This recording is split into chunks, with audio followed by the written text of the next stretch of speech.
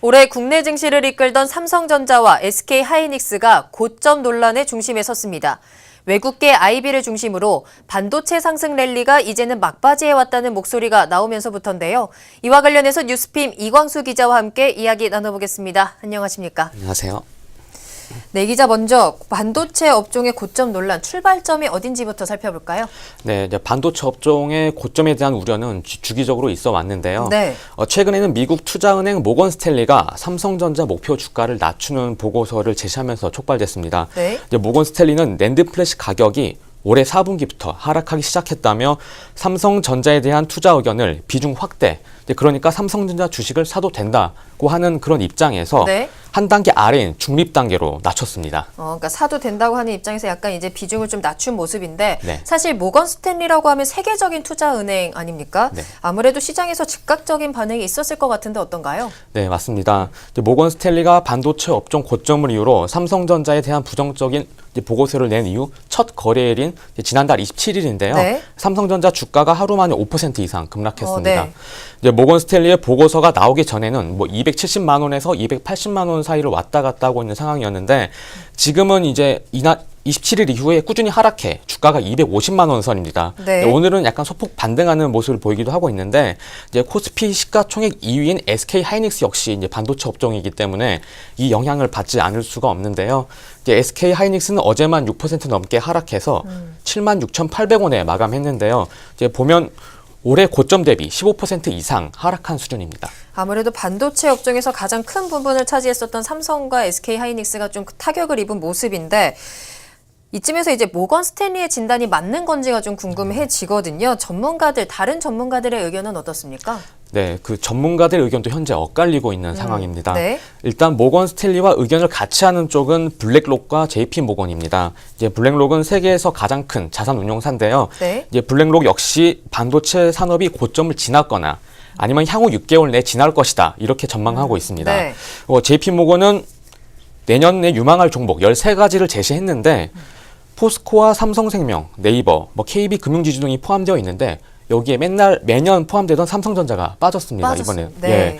그래서 이제 JP모건은 D램 평균 가격이 이제 증가하면서 이제 공급이 증가하면서 평균 가격이 하락할 것이다. 이런 전망을 내세우고 있는데요. 네. 낸드 플래시 역시 설비 투자가 증대되면서 공급이 수요 증가율을 앞지르면서 하락할 것이라고 전망하고 있습니다. 그렇군요. 이제 반대 입장도 좀 들어봐야 될 것 같은데 그럼에도 불구하고 반도체 업종을 계속해서 긍정적으로 평가하고 있는 전문가들도 있잖아요. 네, 맞습니다. 앞서 말씀드린 모건 스탠리와 JP 모건의 보고서로 삼성전자 주가가 하락하자 네. 또 유명한 IB죠. 골드만삭스에서는 삼성전자 주식을 사야 한다며 오히려 매수 기회라는 또 평가를 내놨습니다. 지금이 사야 할 때다. 네, 맞습니다.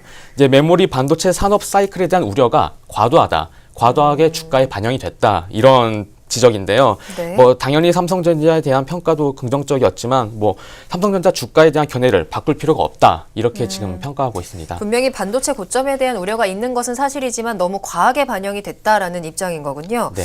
이렇게 외국계 IB 사이에서 계속해서 의견이 엇갈리고 있는데 국내의 반응은 어떻습니까? 네, 국내 증권사들 역시 골드만삭스처럼 삼성전자 주가에 대한 긍정적인 시각을 유지하고 있습니다. 네. 이제 부정적인 시각을 인정하면서도 역시 마찬가지로 그 우려가 과도하다는 그런 건데요. 네.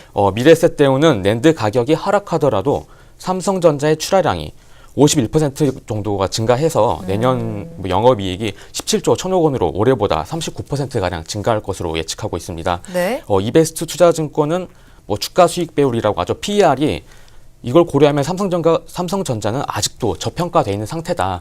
더 사도 된다. 이런 보고서를 내놨습니다. 아직 국내에서는 삼성전자의 성장 가능성을 높게 보고 있는 상황인 것 같네요. 네. 지금까지 나온 얘기들을 좀 종합해 보자면 낸드 플래시와 D램 시장의 전망에 따라서 반도체 업황을 좀 다르게 볼 수 있을 것 같은데요. 어떤가요? 네, 맞습니다. 이제 그 낸드 플래시와 D램의 시장 전망에 따라서 다르게 볼 수 있는데 네. 좀 재밌는 게 이제 모건 스탠리 이제 최초로 반도체 업황에 대해서 부정적인 보고서를 냈던 곳인데 이제 모건 스탠리의 또 다른 애널리스트인 조셉 무어가 미국의 반도체 업체인 마이크론에 대해서는 네.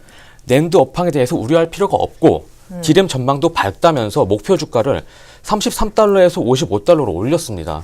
이게 같은 시장을 놓고 지금 여기저기서 굉장히 다 다른 의견들을 내놓고 있는데 사실 이렇게 되면 어디를 믿고 누구를 믿고 투자를 해야 되는지가 조금 헷갈리게 되거든요. 예, 맞습니다. 신뢰감에 의문이 갈 수밖에 없을 것 같은데요. 네, 맞습니다. 이제 사실 모건 스탠리의 경우에는 좀 국내 투자자들에게 좀 친숙한 게 셀트리온 때문입니다. 네. 이제 지난 5월에 모건 스탠리에서 셀트리온의 목표 주가를 8만 원으로 잡았거든요. 지금 20만 원이 넘는 주가가 셀트리온인데 네네. 그러면서 이제 모건 스탠리가 셀트리온의 주식의 0.5%를 공매도를 또 가지고 있습니다. 포지션을. 그렇기 때문에 이거 모건 스탠리가 차익을 남기기 위해서 이런 보고서를 낸 것 네. 아니냐 이런 의문감이 제기되고 있습니다. 뭐 마찬가지로 동시에 이제 국내 증권사들의 신뢰도를 지적하는 목소리도 있습니다.